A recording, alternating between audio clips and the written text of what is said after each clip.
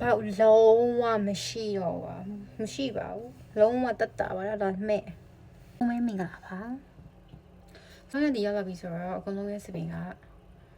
6တွေ့ပြီးပေါက်တွေထွက်နေကြပြီဆိုတာလေအဲ့တော့အကုန်လုံးကိုသုံးလို့ကောင်းမယ်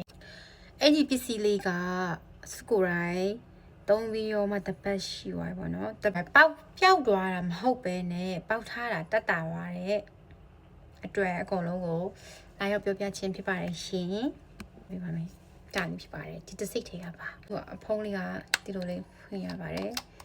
ဖွင့်တဲ့ခါကျရင်ဒီလိုလေးပါတွေ့တက်တာအရေးလေးကတော့ဒီလိုလေး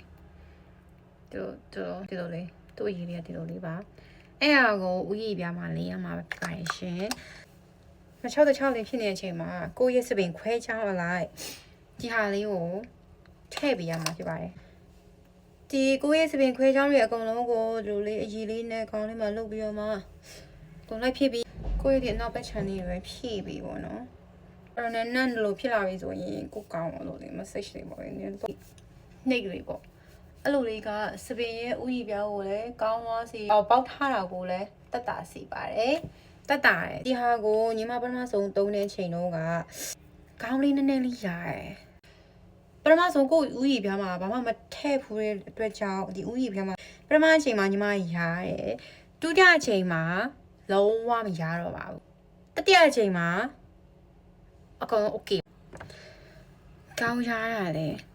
တက်တာတယ်နဲ့နန့်တော့ပြီဆိုတော့စပင်မှုတ်ပါမယ်ပြီးရင်ပြန်လာပါမယ်ခုကတော့လေမှုတ်ပြီးရတဲ့အချီနေပါအကုန်လုံးပြမယ်နော်လုံးဝမရှိတော့ပါမရှိပါဘူးလုံးဝတက်တာပါတော့မဲ့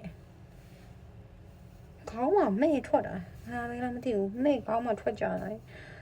လုံးဝပေါက်ကိုမရှိတော့တာကွာဒါမဲ့ခုတော့ခုပြောင်းတော့မဟုတ်ဘူးပဲ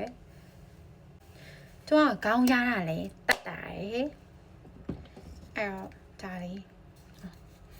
ဒါလေးပါစောင်းရည်မှာအကုန်လုံးပေါက်ထားတယ်ကင်းဝေးကြပါစေဒါလေးသုံးကြပါရှင်ဒါလေးစမ်းသုံးကြည့်ကြနော်ကြာလေးကို